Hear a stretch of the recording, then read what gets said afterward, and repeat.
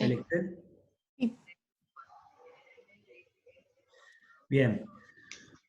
Bueno, la idea de la clase de hoy es redondear un poco la parte de tratamiento de datos con este ejercicio que estamos planteando, o sea, con este análisis de datos reales que estamos haciendo. A la vez, trabajar un poco después sobre tratamiento de datos crudos. Ahora estamos trabajando sobre datos como parámetros farmacocinéticos, sí, métricas, ¿sí? Como área bajo la curva, Cmax, ver cómo se obtienen esas métricas. Y bueno, un poco hablar de algunos aspectos relacionados con la variabilidad, que creo que este ensayo viene bien para discutir eso, ya que tenemos un estudio que no es concluyente, ¿sí? Porque se acuerdan que el intervalo de confianza para Cmax ya se va de especificación, ya no queda por dentro de 0,8, 1,25. Entonces lo que he hecho, lo que hice en el Excel que les compartí, fue simplemente, y no sé si lo pudieron hacer, pero fue realizar el ANOVA para el área bajo la curva. ¿Sí? O sea, lo que teníamos hecho en esta sección, sin sacando esto, completé la tabla de ANOVA para el área bajo la curva y acá tiene el estimador puntual del cociente T referencia y el intervalo de confianza al 90% para ese cociente para el área bajo la curva. ¿Sí? ¿Pudieron hacer ese ejercicio? ¿Pudieron pasar las fórmulas a área bajo la curva? Sí. Sí, sí. Bien, perfecto. Bueno, entonces hay algunas cosas interesantes para ver. Por ejemplo, empezando aquí realizando la ANOVA, llegamos a la varianza residual, que me da con un coeficiente de variación de 14%. ¿Sí? Vean que el coeficiente de variación en área bajo la curva es bastante menor, casi la mitad, que el coeficiente de variación en Cmax. ¿Por qué les parece que puede ser esto? ¿Esto es esperable? Vamos a analizar un poco ese punto. La varianza residual, ¿sí? Que es esta que estamos estimando, y el coeficiente de variación es solo una manera de expresarla, es una variabilidad que compone distintas fuentes de variación. ¿Sí? Entre ellas estaban la variabilidad intraindividual, farmacocinética, variabilidad interindividual en el cociente test referencia, ¿sí? Que es algo que no estamos analizando concretamente con este diseño de bioequivalencia promedio. Acuérdense que con bioequivalencia promedio lo que analizamos es la respuesta media para una y otra formulación en la muestra en estudio. No estamos evaluando cómo distintos sujetos diferencian los productos. O sea, un sujeto puede tener un cociente de referencia menor a 1, otro mayor a 1, y esas diferencias pueden ir variando más o menos dentro de la muestra que tenemos. Esa variabilidad esto se llama en estadística interacción sujeto-formulación, ¿sí? O sea, distintos sujetos discriminando las dos formulaciones de manera diferente. Es algo bastante interesante sobre lo cual vamos a volver en el segundo semestre, porque es importante, si bien esta variabilidad va a parar a la variabilidad residual, ¿sí? Haciendo que crezca, o sea, mientras más variabilidad tenemos, más variabilidad interindividual en el cociente de referencia, mayor variabilidad residual vamos a tener. Eso es uno de los puntos que hay que intentar controlar. ¿Sí? O sea, que no haya tanta variabilidad entre los sujetos. Pero a veces no se puede porque el principio activo puede tener mucha variabilidad en su farmacocinética per se, puede tener variabilidad en la absorción, variabilidad en la disposición, y eso puede hacer, esta variabilidad a nivel intraindividual, ¿sí? Y eso puede generar un impacto en el cociente de test referencia. ¿Sí? O sea, imagínense un mismo sujeto variando de una semana a otra, si tomara la misma formulación, ya tendría alta variabilidad, y ahora toma distintas, y bueno, algunos sujetos pueden tener cocientes por encima de 1, otros por debajo de 1, etc. Después hay motivos también más específicos, vinculados con aspectos fisiológicos, que pueden explicar esta diferencia, pero para eso lo vamos a ver en el segundo semestre. Otro de los aportes que va a la otra de las fuentes que aporta variabilidad a esta varianza residual es el error analítico, ¿sí? Y el error en el protocolo del ensayo clínico, ¿sí? En cómo se realizó el muestreo, la alimentación que recibieron los sujetos, etc. Entonces, ahí un poco está la explicación, en este último punto, de por qué el área bajo la curva generalmente tiene menos variabilidad que la concentración máxima. Porque si volvemos un poco a qué características contempla cada una de estas métricas, la concentración máxima estaba afectada no solo por la cantidad absorbida, sino por la velocidad de absorción. Mientras que el área bajo la curva está afectada solo por la cantidad absorbida, ¿sí? No por la velocidad de absorción. Entonces ahí ya tenemos un componente más que puede afectar la variabilidad en la concentración máxima, que es la velocidad de absorción. Si hay variabilidad para este principio activo más en la velocidad de absorción que en la cantidad absorbida, entonces es esperable ya que la concentración máxima tenga una variabilidad mayor. A la vez, la concentración máxima, no tenemos que olvidar que es una medición, ¿sí? Es un punto en cada perfil farmacocinético. Es la concentración observada que tuvo mayor valor dentro del perfil farmacocinético. Entonces es una medición, ¿sí? Al ser una medición analítica tiene una mayor carga, un mayor peso del error analítico y del error en el procedimiento clínico, ¿sí? O sea, en el tiempo de muestreo y después la técnica que utilizamos para determinar esa concentración. El área bajo la curva, en el área bajo la curva hacemos un área, ¿sí? Pero utilizamos todos los puntos del perfil. Y al utilizar todos los puntos observados, algunos errores se pueden compensar, estamos usando mucho más puntos en vez de uno solo, entonces el error, tanto por el lado del protocolo clínico como por el lado de la técnica analítica, puede ser menor. Entonces, este resultado de coeficiente de variación de 14% para área bajo la curva versus una varianza residual con coeficiente de variación de 28% para Cmax, no nos sorprende, ¿sí? Es en general lo que se espera. Si diera diferente, indicaría que habría una alta variabilidad en el área bajo la curva. ¿Ok? ¿Se entendió eso? ¿Alguna duda? Hago una pausa por si quieren hacer algún comentario. Y después sigo. Ustedes arriba, si van con el mouse para arriba, un pequeño paréntesis, porque no sé si todos lo saben. Creo que hay una, yo no lo tengo porque soy el host, el anfitrión, digamos, de la transmisión, pero si ponen el mouse arriba, hay un botón que en participantes, y creo que ahí pueden, si hacen clic, o en más, creo que es en ese botón, tienen la opción de levantar la mano, raise hand.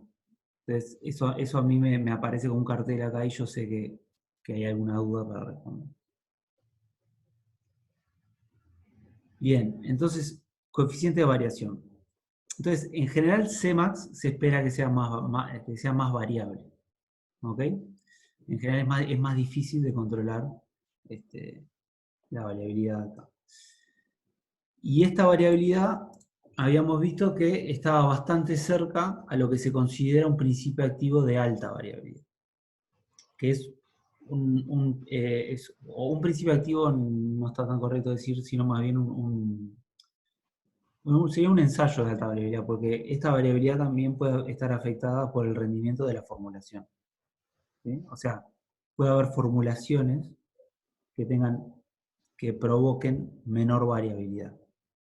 Entonces ahí vamos a tratar otro punto. La variabilidad, esta residual que estamos determinando, esta varianza, es una varianza promedio entre la varianza que puede tener el producto de referencia y la varianza que puede tener el producto test. Es una varianza que se llama pooled, ¿sí?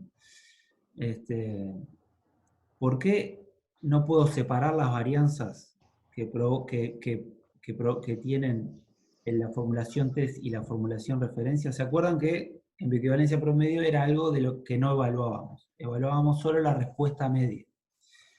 La varianza de cada formulación no está evaluada y era algo, era un punto sobre el cual las formulaciones podían diferir. ¿Por qué no estamos evaluando eso? Porque en ningún momento repetimos en el mismo sujeto la formulación. Si nosotros hiciéramos un ensayo con un diseño que repita la administración de una de las dos formulaciones, por ejemplo, un ensayo de 3 periodos, donde en 2 periodos se administra la referencia, o sea que un sujeto recibe 2 veces la referencia y una vez el test, en ese caso sí podríamos sacar estadísticamente la variabilidad asociada a la administración de un mismo producto. ¿Sí? ¿Por qué es importante esto? Porque se ha visto muchas veces que cuando la variabilidad es mayor al 30%, ¿sí? Se puede hacer muy difícil llegar a una conclusión en bioequivalencia. Tal es así que, por ejemplo, si para un coeficiente de variación de 45%, ¿sí? Si aún el cociente, si el cociente de medias geométricas, aún estando en 1, ¿sí? Necesitamos más de, ahora no tengo de memoria, pero necesitamos bastante más de 40 sujetos para poder concluir, o sea, para poder incluir el intervalo dentro de la especificación. Y esto es estando el cociente en 1. ¿Sí? Si el cociente se mueve un poquito para la derecha o para la izquierda, ahí ya se nos complica más. Entonces llega un momento que la variabilidad hace que sea imposible concebir un estudio de bioequivalencia, diseñarlo con una cantidad razonable de sujetos para concluir. ¿Sí? Y hay principios activos que se conoce que tienen alta variabilidad en la absorción o en la disposición.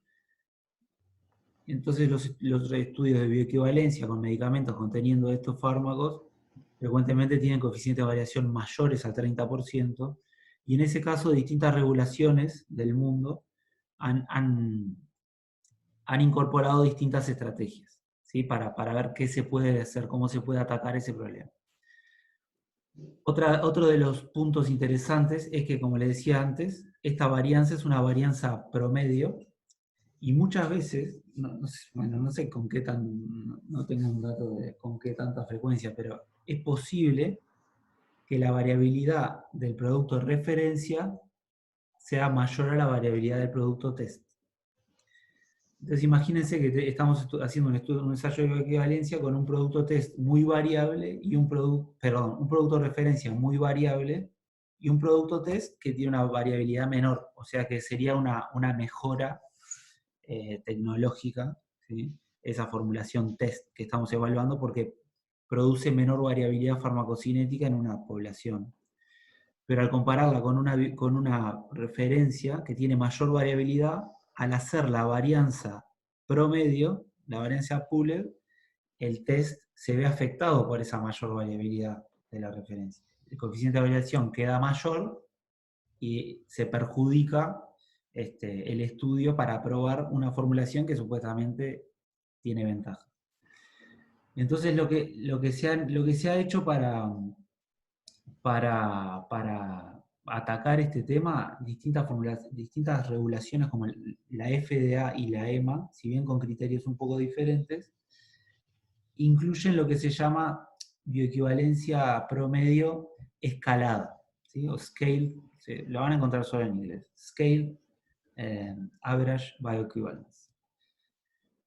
Este escalado es un escalado que se hace ampliando el intervalo de especificación según la variabilidad que tenga el producto de referencia.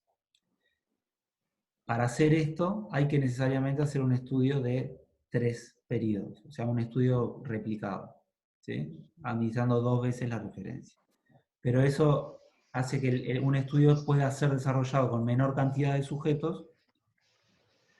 Si bien agregamos un periodo, tenemos menos sujetos, una cantidad razonable de sujetos, y lo que se hace luego es, dependiendo de la variabilidad que tenga el producto de referencia, se amplía el intervalo de aceptación. ¿Sí? O sea, el 0,8, 1,25 se amplía, ¿sí? Para permitir que igual se pueda concluir bioequivalencia. Otras regulaciones lo que hacían antes era directamente, por ejemplo, solo para Cmax. Bueno, en el caso de, por ejemplo, acá hay una diferencia. La FDA permite este escalado tanto para el área bajo la curva como para la referencia, mientras que la EMA en Europa solo lo permite para la la Cmax. Después hay alguna otra diferencia. Bueno, hay que demostrar que la variabilidad esta no se debe a uno o dos outliers en la muestra. Hay que hacer algunas precisiones. Yo no me quiero, en esta parte, y en realidad el objetivo del curso no es enfocarnos en conocer al detalle las distintas regulaciones y cómo, o sea, qué se necesita, porque es importante conocer las regulaciones cuando uno cuando uno quiere registrar una formulación en determinado mercado, ¿sí? Pero no nos vamos a detallar en el detalle y las diferencias que hay entre cada regulación, pero sí algunas cosas que son importantes desde el punto de vista técnico, como para que después ustedes agarren cualquier guía y puedan entender por qué una u otra, o otro criterio. Entonces, había otras disposiciones anteriores que permitían que solamente para concentración máxima el intervalo estuviese ampliado, ¿sí? La guía japonesa, que en algún momento permitía una ampliación del intervalo de confianza para Cmax, pero haciendo siempre y cuando el cociente de medias estuviese comprendido en un intervalo más pequeño. Creo que era 0,9, 1,1. Algunas cosas de ese tipo pueden encontrar, y es por eso, es porque hay fármacos que tienen alta variabilidad, o productos que tienen alta variabilidad, que hacen que diseñar un ensayo con una cantidad razonable de sujetos y poder concluir bioequivalencia sea difícil. A veces imposible. Bien, hago una pausa por si alguien quiere hacer un comentario. Entonces. Una cosa, Manuel. Sí. Entiendo que cuando hablas de replicar la referencia, Sí. Lo refieres al caso en que tengas la constancia de variabilidad en ese principio activo, ¿no? Sí. ¿Sería equivalente replicar el test? No, claro, vos lo hacés, por ejemplo, nosotros vamos a diseñar un ensayo, ¿no? Queremos hacer un estudio de equivalencia de un principio activo para un determinado test, ¿sí? Ese principio activo ¿qué hacemos? Evaluamos otros estudios de equivalencia anteriores y encontramos que la varianza residual en esos estudios es muy alta, ¿ok? Es un fármaco de alta variabilidad. Entonces ahí tenemos dos opciones, o calculamos el tamaño de muestra necesario para nosotros concluir, o sea, para hacer un ensayo de equivalencia y tener cierta certeza de que podemos concluir cierta potencia, una potencia estadística razonable, ¿sí? O la otra manera es, ahí hay que ponderar, la otra opción es hacer un ensayo replicado, ¿sí? Lo que se replica es la referencia, porque se entiende que es la variabilidad a superar de alguna manera. Es la variabilidad o sea, si el test es más variable, bueno, obviamente, ¿no? O sea, la referencia es la que se replica y es la variabilidad que se calcula para decir, bueno, puedo expandir ese intervalo de aceptación. Está claro, está claro. ¿No? Les voy a mostrar una... A ver, vamos a ver esto un poquito. Estas son las diapositivas de la clase, de la clase del viernes pasado. Acá les hablaba un poco del diseño experimental y por arriba y cómo esto podía afectar a la variabilidad sí, a la variabilidad residual y un poco las consideraciones que había que tener. Entonces, por ejemplo, Cmax es más variable, entonces eso hay que tenerlo muy en cuenta a la hora de definir los puntos en los cuales ustedes van a muestrar. Por eso en general se intenta tomar muchos puntos, o sea, puntos muy seguidos, en los primeros tiempos post-administración, para lograr capturar la concentración máxima con el menor error posible. Porque sabemos que es un parámetro muy sensible al diseño experimental, ¿sí? a las muestras que saquemos y en los tiempos que las saquemos. Entonces, por lo menos hay 4 o 6 muestras alrededor de la concentración máxima esperada al principio y evaluar un poco qué tan rápido se puede absorber este principio activo. Entonces, en todo esto viene siempre un estudio previo que hay que hacer, evaluando bibliografía, ¿sí? Se pueden correr simulaciones para ver en dónde esperamos tener la concentración máxima, o si no se tiene ningún tipo de información, o si se tiene muy escasa información, se puede hacer un estudio piloto, siempre antes de ir al estudio de bioequivalencia completo, digamos, final. ¿Sí? Bien. Vamos al tamaño de la muestra. Lo que habíamos discutido era que si eran demasiados sujetos, por un lado, tiene un mayor costo, tiene un costo ético y económico. Si es poco ético realizar un experimento con más sujetos de lo necesario. ¿Sí? Riesgos innecesarios de provocar toxicidad en los voluntarios sanos, o si es un estudio con pacientes, de provocar ineficacia. En el caso de que se tenga que hacer una excepción y hacer un estudio de equivalencia en pacientes. Y después puede haber costos económicos innecesarios asociados al estudio. Entonces, muchos sujetos, si bien pone al investigador que está llevando adelante el estudio de equivalencia en una buena posición, ¿sí? Hay que justificarlo bien, tanto a nivel ético como económico. Si uno tiene muy pocos sujetos, también es poco ético porque puede ocurrir que tenga que repetir el ensayo, ¿sí? Y eso termina siendo también contraproducente, ¿no? Y además, no también económicamente es un costo repetir un estudio. Entonces, el tamaño de la muestra, no hay una manera, si bien hay una fórmula para estimar, hay una manera que se usa mucho que es utilizar este tipo de tablas. Este tipo de tablas son tablas de potencia estadística, ¿sí? Y lo que hacen es, de acuerdo al coeficiente de variabilidad que uno supone que va a tener un estudio de bioequivalencia, ¿sí? En este caso, esta tabla puntual, esta gráfica está hecha para una variabilidad del 20%. Para otras variabilidades voy a tener otras gráficas, ¿no? La curva de potencia me dice cómo es la potencia dependiendo de la cantidad de sujetos que yo incluyo en el estudio, ¿sí? Y dependiendo de dónde espero encontrar el cociente test referencia.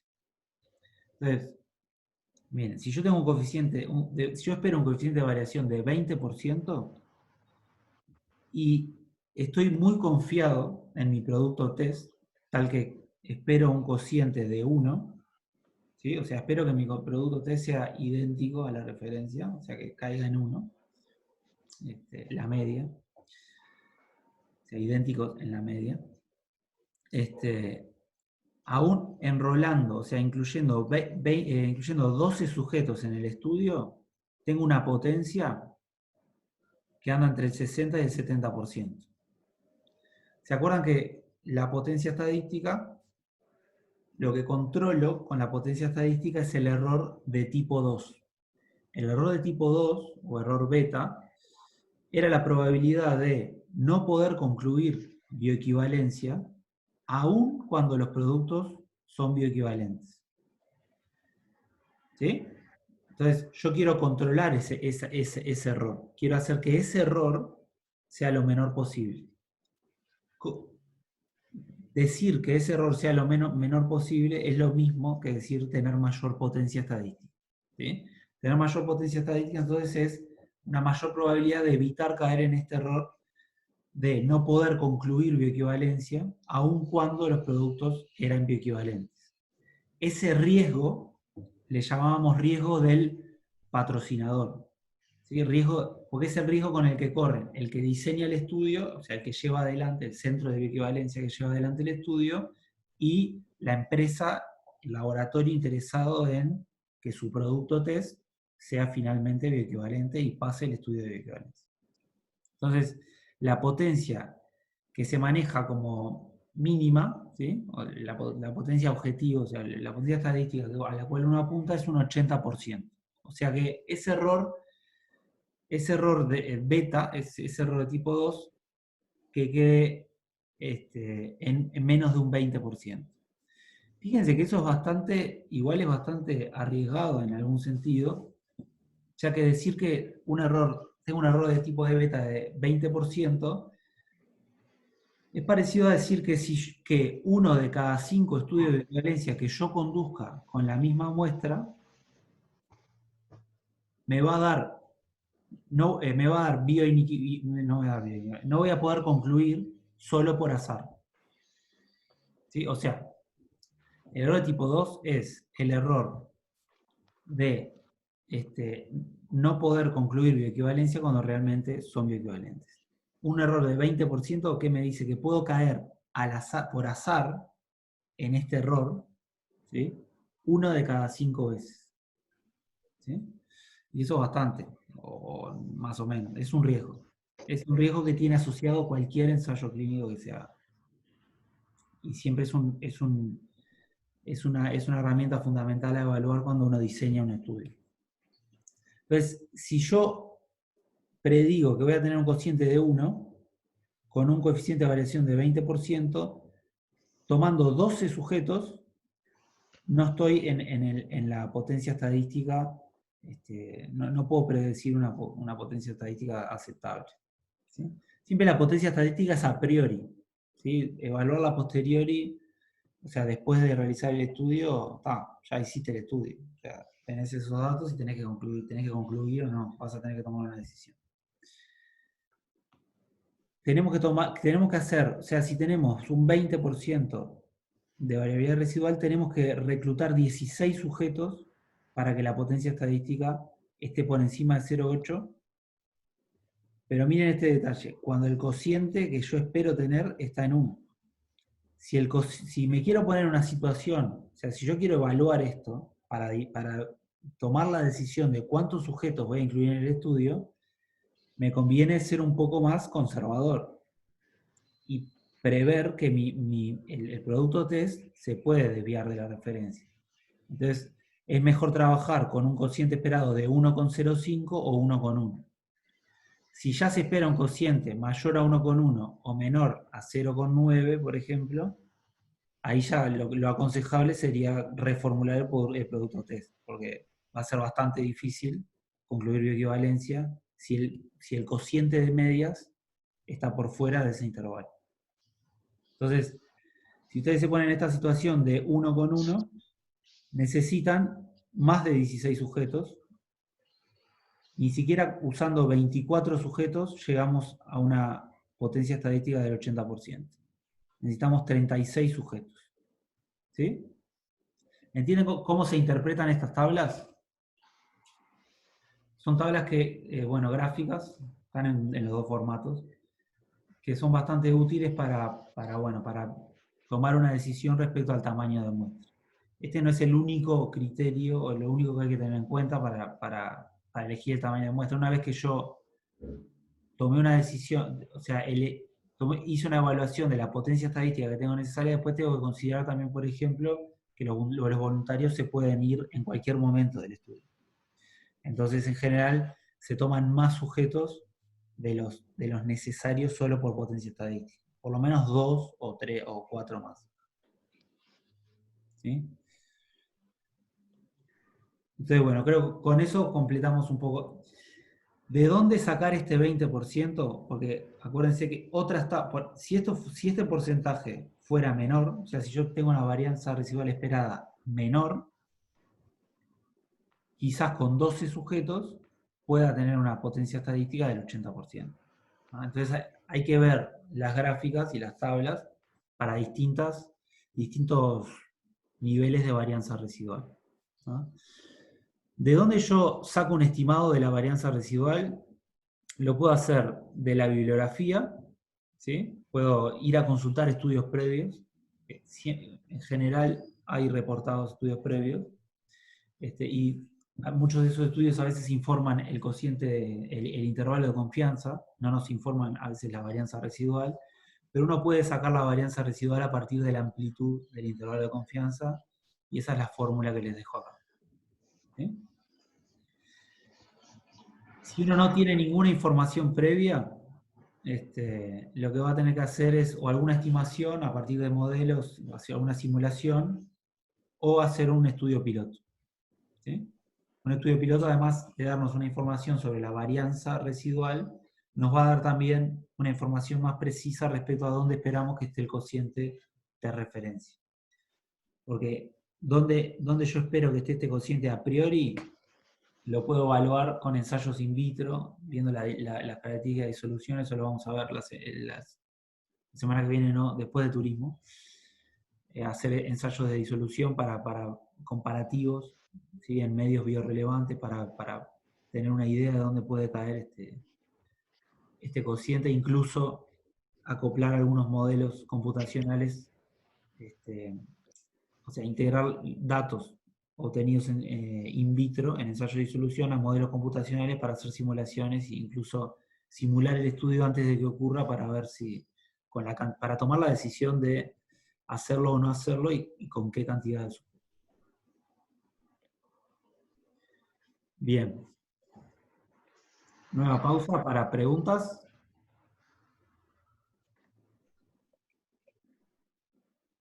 ¿Vamos bien entonces? Entonces voy a volver al Excel y lo que vamos a hacer ahora, al final, va a ser, bueno, al final. El objetivo es hacer una clase de 1 hora, así que vamos bastante bien. Vamos a ver cómo evaluamos los datos crudos, ¿está? Porque, o sea, cómo analizamos los datos de concentración tiempo. Ya que aquí, en esta hoja, yo les pasé ya los datos de área bajo la curva y de concentración máxima. Entonces vamos a trabajar con una de estas hojas. El NSA viene por Non-Compartmental Analysis, análisis no compartimental, que es el tipo de análisis farmacocinético que hacemos en bioequivalencia. Análisis no compartimental quiere decir que no voy a asumir ningún modelo farmacocinético para obtener determinados parámetros. ¿Sí? Parámetros farmacocinéticos y métricas. Cuando hablo de parámetros hablo de volumen de distribución, clearance. Cuando hablo de métricas hablo de concentración máxima, área bajo la curva. ¿No? No vamos a tomar no vamos a subir ningún modelo para hacer ese análisis. Por eso es no compartimental. Entonces, tenemos los datos crudos, en este caso el dato de la referencia, concentración versus tiempo. Bueno. Me acabo de acordar de una cosa. Voy a volver. Perdón. Evaluamos la varianza residual, pero no evaluamos el ANOVA en el área bajo la curva, qué pasó con las distintas fuentes de variabilidad. Y solo comentar que observen que aquí sí los sujetos tuvieron una variabilidad significativa, como es de esperar. ¿Sí? Esta variabilidad significativa de los sujetos en el ANOVA, es un paréntesis volviendo, esta variabilidad significativa de los sujetos lo que indica es que los sujetos son diferentes entre sí, ¿sí? Que es algo más que esperable cuando uno hace un ensayo clínico. Esta variabilidad aquí me da significativa y no en Cmax, probablemente no porque los sujetos en la concentración máxima no sean diferentes entre sí, sino porque la varianza residual de la concentración máxima es bastante alta y me esconde el efecto vinculado con los sujetos. O sea, que la varianza residual sea alta para Cmax me quita potencia para encontrar una diferencia en sujetos. ¿Sí? Es probable que aquí, por la varianza residual que tengo, yo haya caído, por ejemplo, en un error de tipo 2, en un error beta, en la comparación de sujetos. ¿Sí? Que es lo que se hace con este test de Fisher. Con este test de Fisher yo lo que estoy evaluando es si los sujetos son diferentes entre sí. ¿Cómo llego a esa conclusión? Si la varianza que viene de los sujetos es mayor a la varianza residual. O sea, si los sujetos aportan más variabilidad que la varianza residual, entonces es porque son diferentes entre sí. Y en Cmax no lo pude ver. No pude concluir que los sujetos son diferentes entre sí. ¿Sí? Que los sujetos tienen distintas Cmax. Pero en AUC sí. ¿Sí? O sea, lo que tendría que concluir en este caso es que los sujetos tienen diferentes áreas bajo la curva, pero no puedo decir que las concentraciones máximas sean diferentes. Bien, me parecía y vieron que periodos y tratamientos no significativo. Y hay una evaluación que no la estamos haciendo acá, pero que les pido que la realicen ustedes, que es la evaluación de la secuencia. Para evaluar la secuencia, lo que hay que hacer es también una suma de cuadrados, pero agrupando por secuencias. Test referencia y referencia test. Lo tienen en las diapositivas. Esa suma de cuadrados está dentro de esta suma de cuadrados de sujetos, por lo cual, ¿se acuerdan que era una otra varianza residual interindividual que se obtenía restando la suma de cuadrados secuencia a la suma de cuadrados sujeto? Están en las diapositivas, pero es una parte importante que no la estamos haciendo aquí. ¿Sí? Bien. Volvamos entonces al análisis no compartimental. Solo para mostrarles de dónde vienen bueno, es importante que uno sepa qué hacer con datos crudos, ¿no? Lo primero que hay que hacer con datos crudos de este tipo es graficarlos. ¿Sí? Cuando uno tiene perfiles de concentración-tiempo, lo ideal, siempre lo primero que hay que ver, o uno tiene una percepción mucho más, puede interpretar mucho mejor la información graficando los datos de concentración versus tiempo para todos los sujetos. Haciéndolo rápido en Excel, aquí se podría, por ejemplo, seleccionar la columna tiempo y después seleccionar todas las columnas. Acá estoy apretando control y manteniendo control para seleccionar todas esas columnas. A ver si sale bien. Insertar un gráfico. No.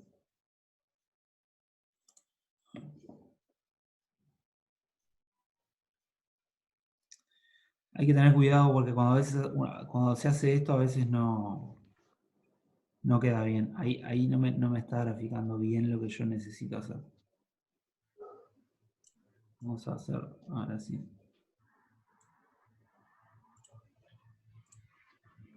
Ahí tampoco.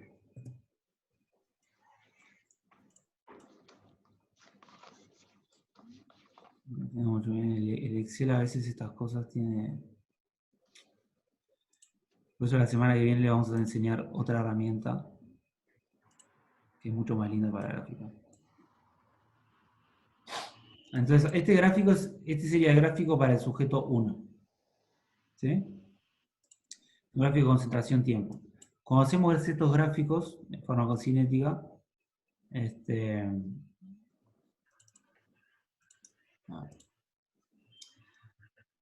cuando queremos hacer un análisis no compartimental,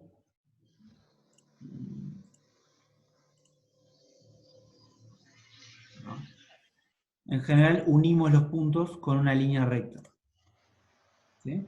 Unir los puntos con una línea recta, el significado que tiene en farmacocinética es que no estoy asumiendo ningún modelo, o sea que las líneas esas son simplemente para ayudarnos a ver cómo sería el perfil, pero no son una estimación a partir de un modelo. ¿Sí? Entonces, ese es el sujeto 1, puedo hacer el sujeto 2. Entonces ahí puedo ir graficando y ven que los datos reales muchas veces son mucho menos lindos de lo que uno imagina, ¿no? Por ejemplo, este sujeto tiene la concentración máxima en el primer punto que se tomó. ¿Eh? En el primer punto, perdón, no, tiene un punto muy bajo y después sube abruptamente. Acá, 278 y después sube a 5000. Es una concentración máxima que bastante abrupta, una velocidad de absorción bastante abrupta, ¿no? En una hora. Entonces, yo no tengo tanta certeza de que la concentración máxima realmente sea esa, o quizás estuvo entre la hora y las 2 horas. ¿Sí? O quizás entre las 2 y las 3, porque puede haber seguido subiendo y después bajar. ¿Sí? Entonces, la concentración máxima puede tener ese tipo de detalles y por eso es que en general da más variable. Entonces, lo van a ver mejor la semana que viene en otro programa que es bastante mejor para hacer este tipo de análisis. También les puedo mostrar otra planilla en Excel que ya tenemos bastante ordenada. Ahora se la muestro. Lo que pueden hacer también, lo primero que se puede hacer es sacar una curva media. ¿Sí? Entonces vamos a hacer un promedio. Una curva media en farmacocinética es una curva en donde yo promedio los datos de concentración de los distintos sujetos para cada tiempo. ¿Sí? Ahí tengo una curva media. Voy a sacar. ¿Sí? Esa es la curva media. Vamos a graficar. No cargue tiempo. Esto no lo tienen en su planilla. Yo agregué acá una columna agregando el tiempo de vuelta.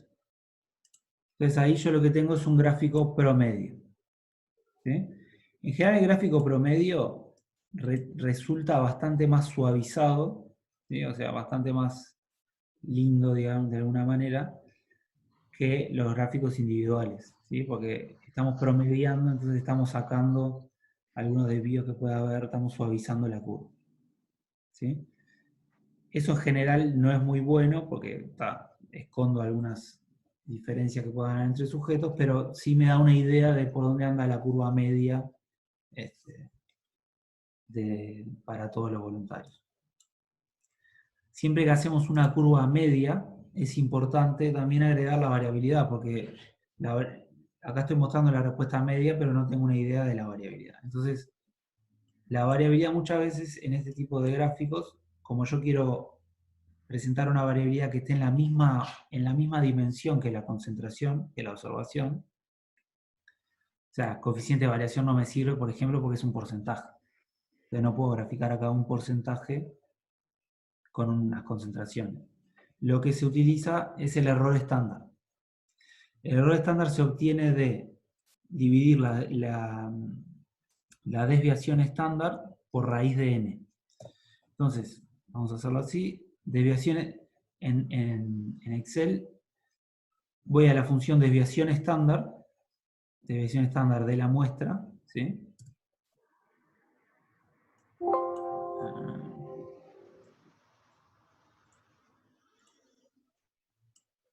B5 hago 5. Entonces voy ahí, desviación estándar de la muestra, de B5 hago 5. O sea, mi muestra en este caso es la concentración a la hora 1, dividido raíz de n. N en este caso eran 14 sujetos. ¿Sí? Si lo quieren hacer más automatizado, ¿sí? En vez de poner un 14, pueden poner una función que se llama contar, que le muestra cuántas celdas tienen un número. ¿Sí? Por si algún sujeto ustedes después lo quieren borrar de este análisis. ¿Sí? Que en principio no sería aconsejable. Entonces ahí tienen el error estándar. ¿Sí? Acá voy a poner error estándar. Hago así, y ahí tengo el error estándar. Y yo lo puedo incluir en los gráficos en Excel de manera bastante sencilla. Barras de error aquí. ¿Sí? Tiene que poner más opciones, porque hay que personalizar la barra de error con un valor específico. Y acá les pide cuáles son las barras de error positivas y negativas. Bien, venimos acá, decimos que las positivas son estas, o sea, el error más, y el menos también. Y el error estándar es un más menos. ¿Sí? Y ahí tenemos una curva media. Vean que Excel tiene esta maldita costumbre de agregar también barras de error en el eje X. Si yo hago zoom ahí, ven que tiene barras de error para el eje X. Esas no las quiero, así que las selecciono y las borro. Entonces ahí tienen un gráfico promedio en farmacocinética. Gráfico farmacocinético promedio. ¿Sí? Para la referencia. ¿Sí? Entonces siempre es interesante ver cómo cae. Por ejemplo, yo este gráfico, algo interesante para hacer es convertirlo a escala logarítmica. Vamos a ver los ejes. Haciendo doble clic aquí.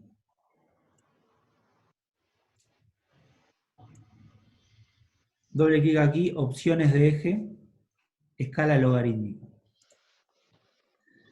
Paso a escala logarítmica este eje y ahí tengo un gráfico de logaritmo de concentración versus tiempo. Lo que veo en ese gráfico, lo interesante para ver es a partir de qué tiempo tengo una caída monoexponencial. Que en el gráfico de logaritmo de concentración versus tiempo se ve como una recta, ya que estoy graficando logaritmo de concentración versus tiempo. ¿Sí? Entonces, esto es una de las cosas que me va a dar a mí la idea para saber a partir de dónde puedo estimar, por ejemplo, una constante de eliminación. ¿Sí? A ver. Vamos al pizarrón. Yo tengo esto, concentración versus tiempo. ¿Sí? Tengo algo así. Este perfil puede ser multicompartimental. ¿Ok? A ver, ¿alguien se acuerda de por qué yo puedo tener la necesidad de calcular una constante de eliminación?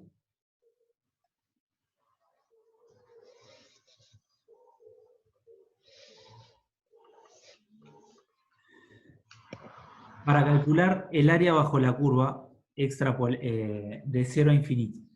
Entonces, en la primera clase vimos los parámetros que yo podía estimar. ¿Sí? Entonces, un parámetro, el área bajo la curva, tengo distintas áreas bajo la curva. A u C, que llamamos T, ¿sí? O de 0 a T, que es el área bajo la curva desde que empieza. Esto me quedó un poco torcido, pero ahora vamos a corregirlo.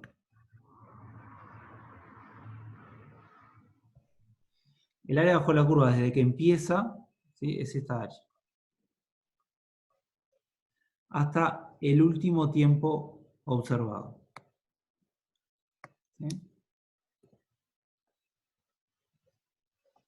¿Sí? Y este es T. Esa área bajo la curva es un área bajo la curva truncada. Perdón. Esta es un área bajo la curva truncada, porque es un área bajo la curva parcial. Es una integración que yo puedo hacer, pero solo para los tiempos que yo observé. ¿Sí? Yo no sé qué pasa a partir de ese tiempo. ¿Sí? Esta área no la estoy determinando. ¿Okay? Y esta área es importante porque el área bajo la curva, el área bajo la curva de 0 a infinito es la que es igual a FD sobre Clearance. ¿Bien? Entonces, muchas veces me puedo perder información si yo no estimo el área bajo la curva de cero infinito. Para estimar el área bajo la curva de cero infinito, lo que tengo que hacer es sumar al área verde el área amarilla. ¿Cómo sumo el área amarilla? Esta área, AUC, de t a infinito, esa extrapolación se hace haciendo una suposición, y es la única suposición que puede hacer el analista farmacocinético aquí, que es decir que al final de esta curva las concentraciones caen de manera monoexponencial. Entonces vamos a hacer una cosa, vamos a graficar esto mismo, pero con tiempo. Lo voy a graficar el logaritmo de la concentración. ¿Sí? El logaritmo de la concentración puede venir así, y después lo que pasa es que tengo una recta. ¿Sí? Un poco lo que se ve en el Fabirense. Entonces,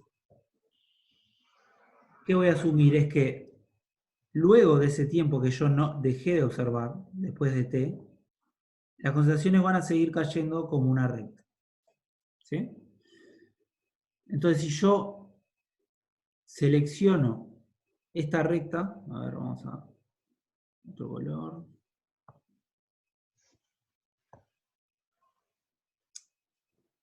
Esta recta, por ejemplo,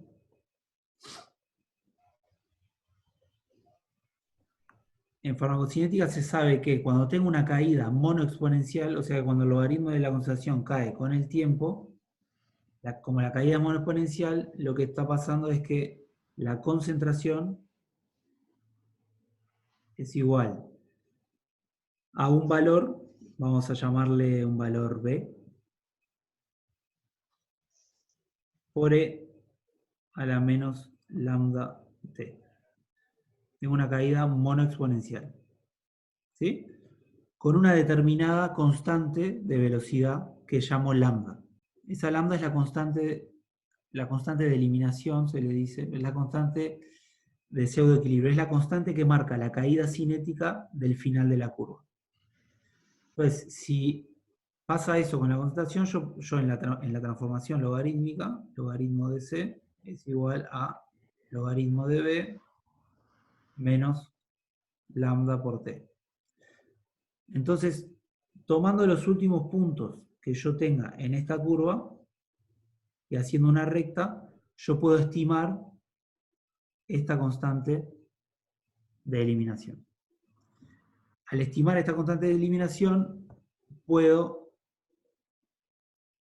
tener otro estimativo del área bajo la curva de t a infinito, que se calcula como la concentración observada al tiempo t sobre lambda. ¿Sí? Esta fórmula sale de hacer la integral de la función concentración, de esta función que ven acá, esta función. ¿Ven ahí el cursor? Haciendo la integral de esa función de t a infinito. Me da esto. Okay. ¿Sí? Entonces, ¿cómo se llega al área bajo la curva de...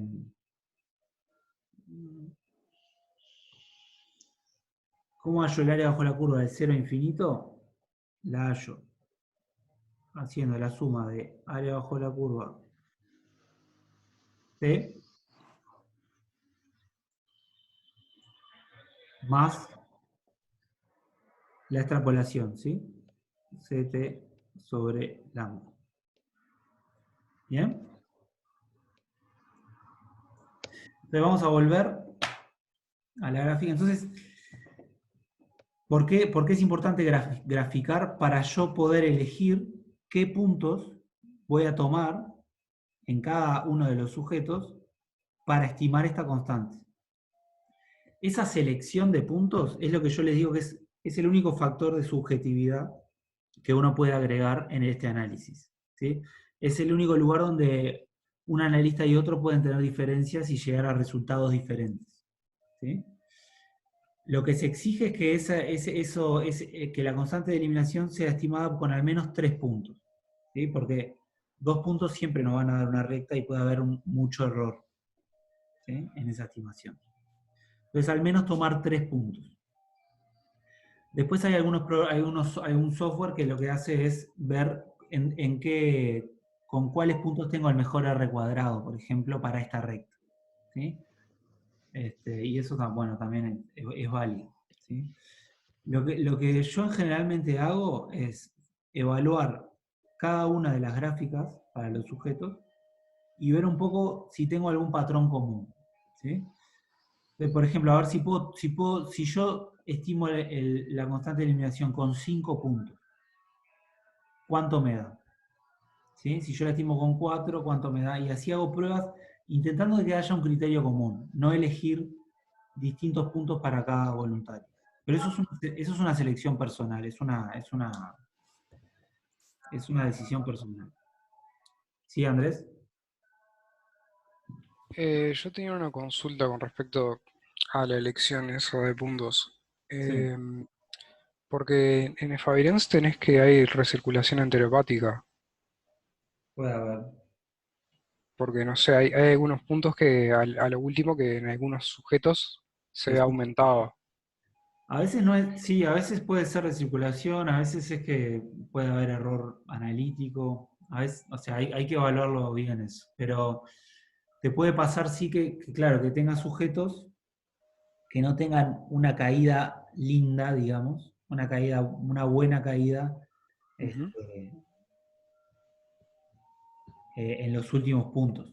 O sea, por ejemplo, si para un sujeto el punto del medio da menor que para los otros dos, es un problema. Porque ujú. cayó de 48 horas a 72 vas a ver una caída, pero después vas a ver una subida. ¿Sí? Claro, Entonces, si yo tengo una subida en los últimos puntos y yo quiero extrapolar con eso, si yo solo utilizo la subida, voy a extrapolar una constante positiva, ¿sí? Esta constante la voy a estimar como positiva, entonces va a ser un área extrapolada infinita, porque lo que voy a estar diciendo es que esto vino subiendo. Entonces eso sí es un problema y hay que evaluarlo, por eso hay que evaluarlo en cada punto, en cada voluntario. En ese caso lo mejor de hacer es ir para atrás y tomar más puntos en vez de tomar menos, ¿sí? Intentar ujú. tomar con 3, 4, 5 puntos a ver si puedo llegar a una constante negativa. Ok. Pero la ¿Sí? idea es mantener siempre la misma cantidad de puntos para todos los sujetos. No, no, esa es una idea inicial, ese es un criterio inicial que yo tengo. ¿Ah? Primero intento tener los mismos puntos para todos los sujetos. Pero si no lo puedo, si hay algún sujeto que no hay manera de estimar una constante con los mismos puntos que el de los demás, lo achico sin ningún problema. O sea, para ese sujeto uso otros puntos. No hay ningún problema en hacer eso. Bien, bien. ¿Sí? Sí, gracias. De nada. Entonces, a ver, vamos a hacer esto, a ver si lo podemos hacer un poco rápido. Entonces, vamos ahora a estimar el área bajo la curva parcial, o sea, de 0 a t, y después vamos a extrapolar a infinito. ¿Ah? Entonces vamos a ver, antes de hacer eso, lo que vamos a hacer va a ser estimar lo que acá pongo beta, o vamos a llamarle mejor lambda. Lambda z sería el nombre correcto. Es la última de las constantes de eliminación, de disposición. ¿Cómo puedo estimar una constante en la misma celda? Puedo hacer menos la pendiente, ¿sí? Y acá grafico un y versus un x, ¿sí? Entonces, lo que yo quiero tomar para y es el logaritmo de las concentraciones. Vamos a ver, según esta gráfica voy a tomar, el quinto punto está dudoso ahí, así que vamos a tomar 4 puntos, de 24 a 96 horas. Ven que cuando cierro paréntesis ahí, ya Excel me pide, pongo una coma y me pide que ponga el conocido X. conocido de x, es el tiempo. Y ese tiempo lo quiero fijo para todos los sujetos, por lo tanto, le voy a hacer F4 para dejarlo fijo. Ahí tengo la pendiente, o sea, ahí estoy sacando el lambda z. Lo arrastro para todos los sujetos, y ahí tengo la constante de eliminación estimada para cada sujeto. Vean que yo puse menos pendiente, ¿sí? Por eso los valores que estoy teniendo acá son positivos, porque lambda es positivo. Lambda es positivo. Nada más que en la fórmula va con un menos. A partir de este lambda puedo estimar la semivida de eliminación, la semivida de eliminación farmacocinética, que es el logaritmo de 2 sobre esta constante de eliminación. Arrastro. Y vean que tengo un fármaco con una muy alta, prolongada semivida de eliminación. ¿Sí? 70 horas. Acá en esta columna de los promedios, tienen el promedio. 166 horas promedio. Debe haber alguna hora. Bien. Entonces, estas cosas son las que muchas veces sirven para detectar algún error. Yo lo que veía acá era, por ejemplo, que tenía semividas en torno de 80, 70, ¿sí? 100 a veces. De que el promedio acá me dé 166, ya me llamó la atención. Entonces veo que tengo un sujeto que tiene una semivida de 800 horas. Eso es bastante raro, así que vamos a graficarlo, a ver qué pasa con ese sujeto. Para graficarme, hago clic en los puntos de gráfico que tengo abierto en Excel y muevo la columna de las I. La pueden mover para donde quieran. ¿Sí? La traigo acá. ¿Ok? Y vemos que pasa esto. Tengo un poco lo que preguntaban de recién. Tengo un punto que sube, ¿sí? Y después baja. ¿Sí? Por eso la constante de eliminación da muy baja. Me da 0,0008, ¿sí? Horas a la menos 1. ¿No? Yo estoy tomando 4 puntos. Entonces, en este caso, habría que... Este es un caso un poco complicado, porque si yo tomo más puntos, si yo puedo probar con este sujeto, tomar más puntos. A ver qué pasa. Ahí tengo una constante de eliminación un poco más alta y la semivida bajó. O sea, es claro que este sujeto no puede tener una semivida de 800 horas. ¿Sí? Si la media de la muestra que yo tengo anda en 100. Acá también tengo otro de 400. Entonces, bueno, esos manejos se pueden hacer para cada uno de los sujetos. ¿Sí? Se pueden ajustar un poquito. Y esta es una de las cosas que afecta y que hace que nosotros en bioequivalencia trabajemos con distintos parámetros áreas bajo la curva. ¿Sí? Porque se dan cuenta que si yo necesito estimar una lambda z para extrapolar y obtener área bajo la curva de 0 a infinito, el área bajo la curva de 0 a infinito va a tener necesariamente mayor variabilidad que el área bajo la curva de 0 a t, que el área bajo la curva truncada. ¿Por qué es esto? Porque el área bajo la curva truncada yo lo único que hago es obtener el área bajo la curva con las concentraciones observadas, ahora vamos a ver cómo, y al extrapolar de 0 a infinito lo que hago es acá hacer un trabajo de ajuste que puede tener su error metodológico, su error de aplicación, porque yo estoy ajustando una recta donde claramente aquí no la tengo, y eso, sujeto a sujeto, puede hacer que yo agregue en la estimación del área simplemente por tener que estimar un lambda z. ¿Sí? Entonces, el área bajo la curva de 0 a infinito es generalmente más variable que el área bajo la curva de 0 a t, y eso ha llevado a que en bioequivalencia muchas veces usemos el área bajo la curva de 0 a t en vez del área bajo la curva de 0 a infinito. Vamos a ver, después de sacar las lambdas, vamos a ver cómo pueden obtener el área bajo la curva parcial. Para esto yo en Excel lo que hago es hacerme otro cuadrito al lado, donde estimo las áreas bajo la curva parciales para cada sujeto. Bien. A ver.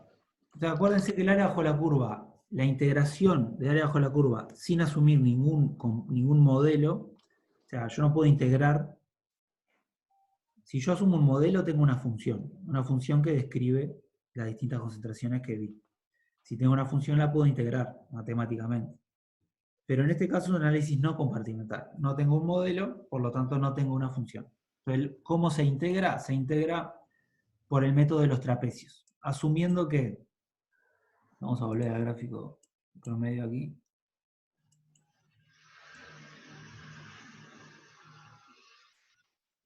Asumiendo que cada uno de que estas rectas son realmente lo que unen a los distintos puntos, ¿sí? Este punto y este se unen con una recta, por lo tanto el área bajo la curva de este punto y este es un trapecio que está marcado por una recta que va desde este punto al eje X, desde este punto al eje X, y esta área la puedo estimar considerando que esto es un trapecio, ¿sí? Con base menor, una concentración, base mayor otra, y altura, el tiempo. El delta T, digamos, el tiempo que separa un punto de otro. ¿Sí? Entonces, haciendo eso en Excel es bastante sencillo. El primer tiempo es 0, por lo tanto el primer trapecio es base menor, que es 0, más la base mayor, que es la concentración que se observó a tiempo 1. Vean que acá estoy haciendo para el sujeto 1, ¿no? Por altura, que es la diferencia en el tiempo, que es 1 menos 0. ¿Bien? Dividido 2. Eso es la fórmula del área de un trapecio. ¿Está bien? Ahí voy a poner Enter. Y ese es el área que hay para el primer trapecio. Vamos para el segundo trapecio. El segundo trapecio es igual, a ver, es casi igual la fórmula, nada más que en vez de 0 acá, voy a poner la concentración que yo tengo acá a tiempo 2 más la concentración que yo tengo a tiempo 1. Vean que ahí ahora quedó B6, la celda B6 más la celda B5. Y en vez de A5 menos 0, lo que voy a hacer va a ser aquí poner A6 menos A5. ¿Sí? Y este tiempo yo quiero que quede fijo en las columnas, entonces le voy a agregar un signo de pesos antes de la letra. ¿Por qué? Ahora se van a dar cuenta por qué, porque voy a arrastrar para todos los objetos. Esto es un área parcial 660 entre el tiempo 1 y 2 horas. Pero a mí en realidad me gustaría tener un estimativo del área parcial hasta las 2 horas. Por lo tanto, le voy a agregar en la fórmula un más el área anterior. Entonces ahora no tengo el área solo entre 1 y 2 horas, sino que tengo el área acumulada de 0 a 2 horas. Tener esta fórmula, si yo ahora bajo un escalón, ahora tengo el área acumulada hasta las 3 horas, porque estoy integrando esta área, el área que hay entre 2 y 3, pero a su vez estoy sumando el área que había hasta el tiempo 2 horas. Entonces hago eso hasta el final, y aquí tengo al final el área bajo la curva de 0 a t, de 0 a 96 horas, que es esto. ¿Sí? Ahora, como yo fijé los tiempos, me faltó fijar el tiempo en el tiempo 0, sí, en la columna para la primera celda ahí, o agregar un signo de pesos. Como yo hice eso, ahora puedo arrastrar a todos los sujetos, ¿sí? Y ya tengo el área bajo la curva de 0 a t para todos los sujetos. ¿Sí? Si se fijan, pueden hacer doble clic y revisar que eso haya quedado bien. ¿Sí? Entonces, voy a borrar el gráfico por un rato. Aquí donde dice, ¿se acuerdan que Cmax era simplemente la máxima concentración observada? Así que no me detuve en eso, que ya lo habíamos visto. El área bajo la curva de 0 a t, entonces la puedo sacar igual, y la traigo de acá, como igual esta celda. Arrastro esto. Y acá tienen un estimado del área bajo la curva de 0 a t para los distintos sujetos. Vamos a ver, entonces tengo un área de 76.000, estos es nanogramos por mililitro, nanogramos por tiempo sobre mililitro, con un error, esto es un error, acá lo que estoy calculando en esta celda que ya estaba de antes, es un coeficiente de variación, para tener una idea de cuánto varía este parámetro. El coeficiente de variación, como acá no estoy trabajando con datos logarítmicamente transformados, es la desviación estándar sobre la media por 100. Y eso lo hice para cada uno de los parámetros. Entonces acá tengo una variabilidad en área bajo la curva de 0 a t de 26%. ¿Ah? Entonces el área bajo la curva de 0 a infinito ahora no es otra cosa que sumar el área bajo la curva de 0 a t más la última concentración observada, acá, sobre lambda. ¿Sí? Que es la fórmula que vimos antes. Estoy sumando el área bajo la curva de 0 a t más la fórmula para la extrapolación, para calcular el área de esa cola amarilla que veíamos acá. ¿Sí? Estoy haciendo esto. Y ahí tengo el área bajo la curva de 0 a infinito. Vean cómo aumentó la variabilidad, 74%. O sea, yo tengo una variabilidad de 26% del área bajo la curva, de 0 a t, y al extrapolar a infinito, esa variabilidad me aumenta significativamente. Si esto lo estuviera haciendo para hacer un análisis profundo, para informar un estudio de equivalencia, yo trabajaría bastante más en este caso, en ver dónde puedo tener problemas de estimación de lambda z que me estén haciendo que la variabilidad de esta área se crezca tanto. ¿Ah? ¿Por qué? Porque en general es ideal, o sea, lo ideal, lo que se pide es usar el área bajo la curva de 0 a infinito. ¿Sí? Para informar a la regulación. Cuando yo puedo usar el área bajo la curva de 0 a t, eso difiere entre las regulaciones, pero en general las que permiten usar el área bajo la curva de 0 a t, lo permiten hacer para fármacos de larga semivida, y cuando el porcentaje del área bajo la curva de 0 a t no sea inferior al 80% del área bajo la curva de 0 a infinito. O sea que el área bajo la curva que yo esté estimando, truncando, o sea, hasta 96 horas, no sea menos del 80% del área bajo la curva de 0 a infinito. Vean que en este caso es bastante menos. ¿Sí? O sea que en este caso habría que utilizar el área bajo la curva de 0 a infinito. ¿Sí? Y es el área bajo la curva que usaron en el ANOVA. Pero tiene bastante más variabilidad que el área bajo la curva de 0 a t. ¿Sí? Después, para terminar, acá, para tener el input pueden hacer el logaritmo del área bajo la curva. ¿Sí?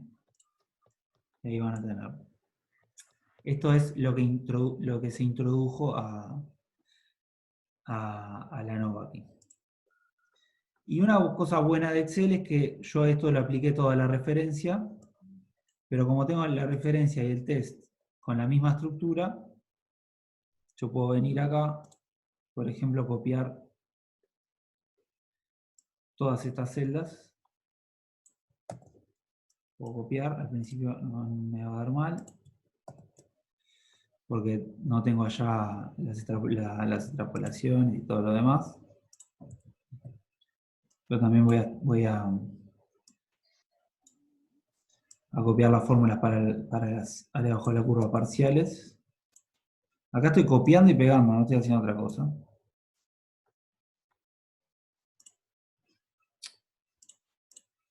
Quiero fijar, esto es a partir de la celda S5, entonces vamos a la misma celda. Acá tenemos una pequeña diferencia.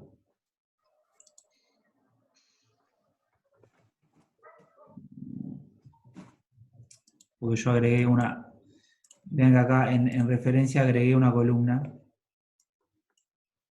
tiempo. Estoy copiando y pegando, no estoy haciendo otra cosa. Pero ese agregado de columna me altera la fórmula si yo la quiero copiar y pegar. Bueno. Y ahí copiando, pegando, ya tengo una estimación.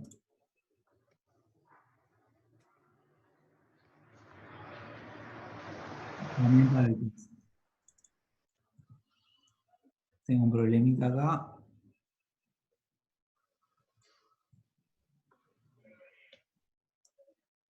¿Por qué se está dando esto? Era la cálculo de 0 a t.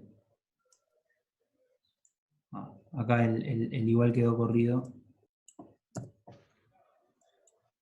Verificando algunas cosas, esto se arregla bastante fácil. ¿Sí? Entonces, bastante rápido puedo tener ya el área bajo la curva para el test y para la referencia. ¿Alguna duda de esto? Esto queda en el video, así que lo pueden ver, lo pueden ver un poco en más detalle. Bien. Otra vez nos fuimos 1 hora y media, así que hay bastante para ver, así que reducirlo a 1 hora es demasiado. Pero bueno, queda el video, así que si perdimos a alguien en el camino lo puede recuperar. Lo último que nos queda ver es un poco el análisis de tiempo máximo. Vamos a cerrar con esto. ¿Qué es el tiempo máximo? Es el tiempo al cual ocurre la concentración máxima. El tiempo máximo se puede obtener, o sea, haciendo el análisis de una forma bastante sencilla. La concentración máxima acá es 3200, que se da a las 3 horas y podría venir y poner un 3. Eso no es... El tiempo máximo no tiene mucho misterio. En Excel siempre hay atajos y hay fórmulas para hacer bastantes cosas en Excel. En este caso hay una función que se llama buscar valor, que lo que hace es busca un valor en la primera, forma una matriz que va a ser toda esta tabla, busca un valor en la primera columna y te devuelve el valor en la misma fila, pero en la última columna. ¿Sí? Entonces, lo que hacemos con esta fórmula, después véanla bien, es buscar el máximo en la primera columna. ¿Dónde está el máximo? En este caso va a estar en esta fila. Entonces la fórmula sigue toda esta fila hasta el final y me devuelve qué tiempo hay en la misma fila. ¿Sí? 3 horas. El valor buscado es que es la concentración máxima. ¿Sí? La matriz o la tabla va a ser esta. Le voy a fijar el final para que la matriz siempre sea la misma, porque esto lo voy a arrastrar. Indicador columnas. Indicador columnas es desde qué columna quiero que me devuelva. Yo les dije que me va a devolver desde la última columna, pero esta fórmula me podría devolver de cualquier columna, de la segunda, de la tercera.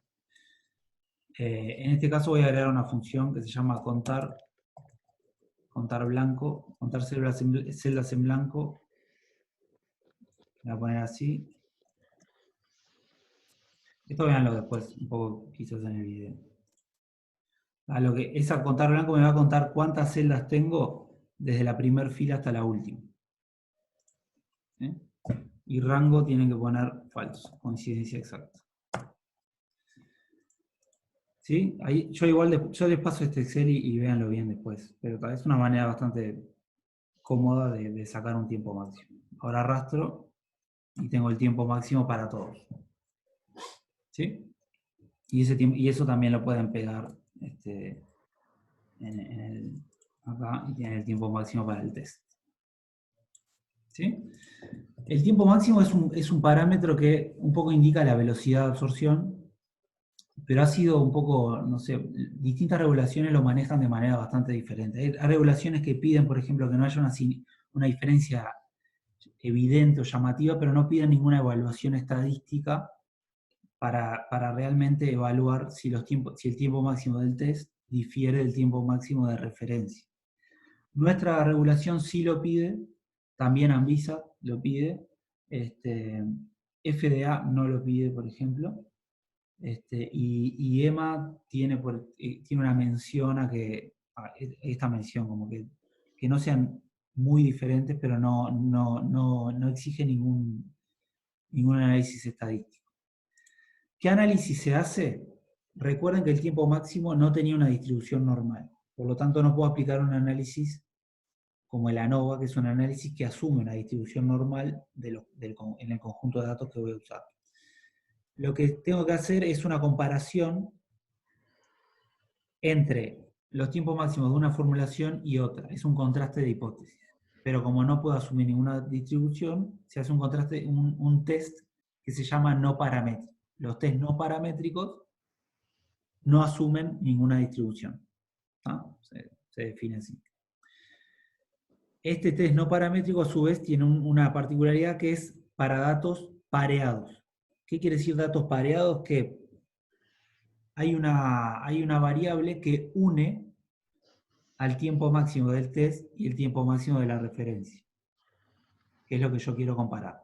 Esa variable son los sujetos. Tengo el mismo sujeto que recibió test y referencia.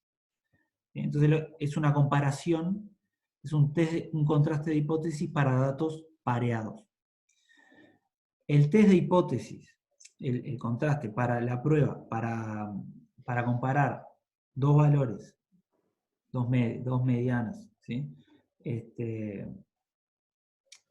No paramétrico para datos pareados se llama prueba T de Wilcoxon, ¿sí? Y yo se las incluí un poco por arriba acá, ¿sí? En las diapositivas de la clase del viernes pasado. Lo que hace esto, el test de Wilcoxon, es evaluar si hay una diferencia significativa entre el Tmax obtenido por el test y el Tmax obtenido por la referencia, ¿sí? Entonces lo que hacemos es, en la prueba T de Wilcoxon, es hacer esto. Primero pongo todos los Tmax del test, todos los Tmax de la referencia, ¿sí? Y acá ya está ordenado por voluntario. Después lo que saco en esta columna es una resta test menos referencia. O sea, ¿cuál es la diferencia entre test y referencia dentro de cada sujeto? Que es la variable que ata estas dos cosas que yo quiero comparar, ¿sí? Por eso son datos pareados, porque tengo el mismo sujeto que recibió test de referencia. Entonces tengo acá la resta test menos referencia. Todo esto son las diferencias test menos referencia. Vean que hay algunos sujetos que tengo mayor diferencia, 2,67 horas. Hay otros que dan 0. O sea que tuvieron el Tmax al mismo tiempo. ¿Sí? Entonces acá tengo las diferencias absolutas, ¿sí? Algunas son negativas, otras positivas. Bueno, puede ser un poco complicado este paso. Lo que hago luego de tener las diferencias es hacer un ranking de medianas. Entonces hago un ranking de medianas a ver, quizás sería mejor hacerlo en Excel.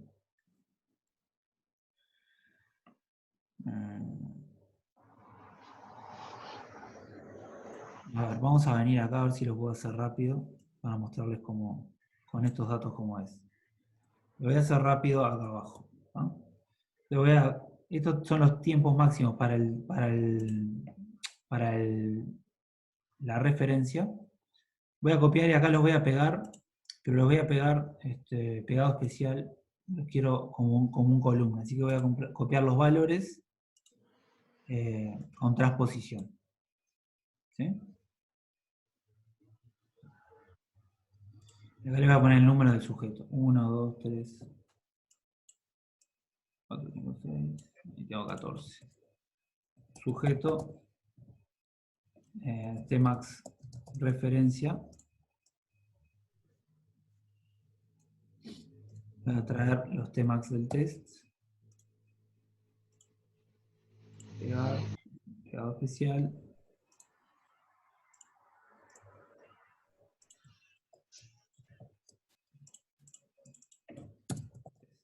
Entonces aquí hago la diferencia. Test menos referencia es igual test menos la referencia bajo. Vean que acá tengo algunas diferencias, más diferencias no nulas en este ejemplo. O sea, tengo varios sujetos que tuvieron una diferencia de 0. ¿Sí? Entonces acá lo que tengo que hacer es un ranking en la magnitud de las diferencias absolutas.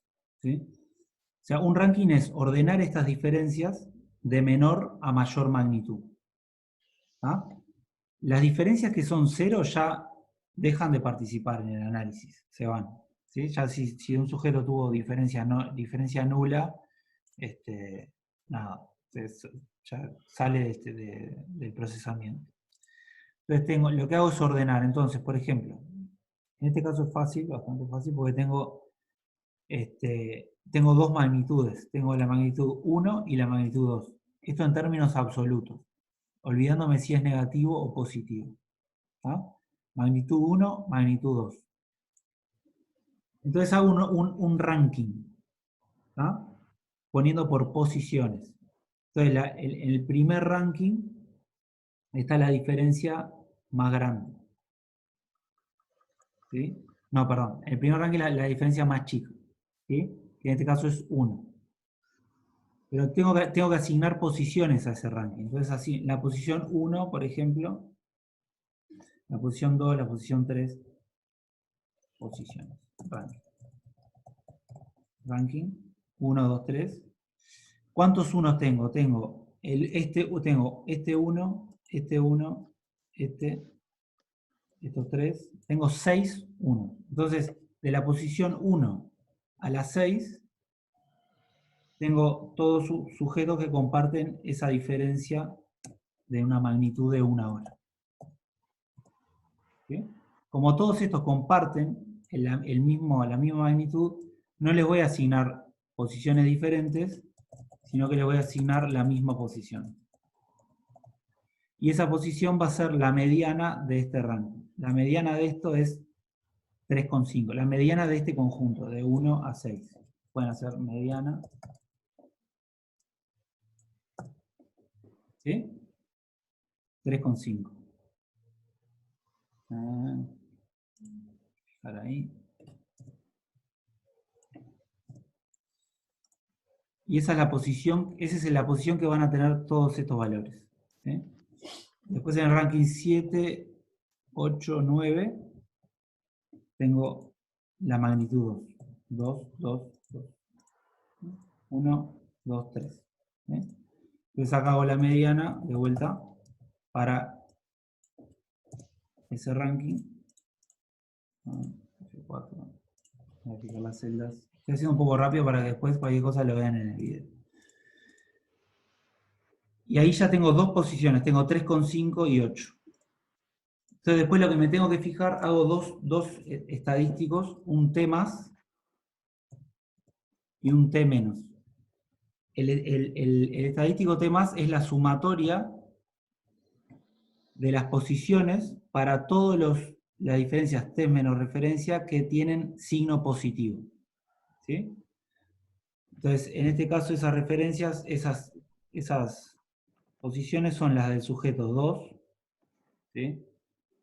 Entonces hay que hacerlo eso, en este caso no me quedó muy cómodo para hacerlo, pero yo acá sumaría la posición del sujeto 2. A ver, acá todos los unos tienen una posición 3,5. 3,5.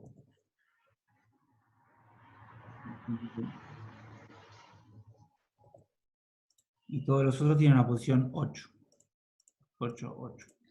Entonces, el T más es la sumatoria de todos los rankings que tienen signo positivo. Son este y estos dos. ¿Sí? 26,5. El T- es la suma de todo lo que tienen signo negativo. 18,5. Acá tengo el estadístico que yo voy a comparar. Entonces el test de student lo que hace es ir hay una tabla, una tabla de test de Wilcoxon, que me da un T tabulado para determinadas diferencias no nulas y determinado error alfa, que sigue siendo en este caso 0,05, ¿sí? Un alfa de 5%. Entonces, tengo que buscar un T tabulado, en este caso el 14 es para este ejemplo. Si ninguno de los estadísticos que yo calculé está por debajo de este test, las diferencias son no significativas. Si hay alguno de los dos, T más o T menos, que esté por debajo de este T tabulado, las diferencias son significativas. ¿Ah? Así se concluye. Lo que hace este test es evaluar cuántas diferencias positivas tengo, cuántas diferencias negativas tengo, con qué magnitud. Entonces, la idea es que si tengo muchas diferencias para un lado, voy a tener pocas diferencias para el otro. Entonces, uno de los dos, o T más o T menos, me va a dar una sumatoria menor. ¿Tá? Es una manera, no paramétrica, sin asumir ninguna distribución, de evaluar si hay diferencias significativas entre el T más del test y la referencia. ¿Sí? Sé que el test de Wilcoxon es más explicado así, de manera a distancia, que puede ser complicado de entender, pero bueno, vayan de vuelta por el video que hicimos, por este análisis, a ver si lo pueden comprender bien. Bien, ¿alguna pregunta para cerrar?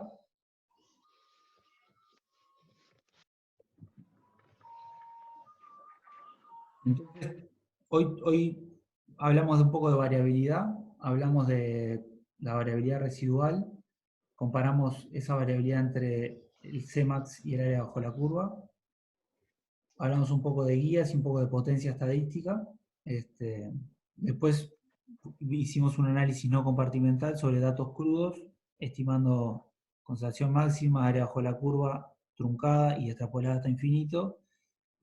En el medio había que hacer la constante de eliminación y después el tiempo máximo y cómo se compara estadísticamente a ver si tengo diferencias entre el test y la referencia. La semana que viene lo que vamos a hacer es ver una herramienta que está siendo muy utilizada y es de acceso libre, que se llama R, ¿sí? Es un programa, un entorno de programación.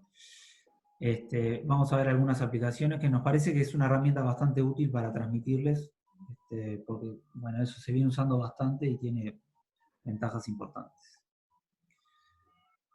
A ver, si no hay más dudas, quedamos así. Nos vemos la semana que viene, el miércoles. Después les paso el link y bueno, cualquier consulta, acuérdense que tienen el foro o otros tienen el mail para hacer consultas y estamos a disposición. ¿Ok? Bueno, buen fin de semana. Ok. Gracias igualmente. Buen fin de semana y estamos. Muchas gracias. Cuídense. Luego. Chau, chau. Chao, hasta luego. Luego.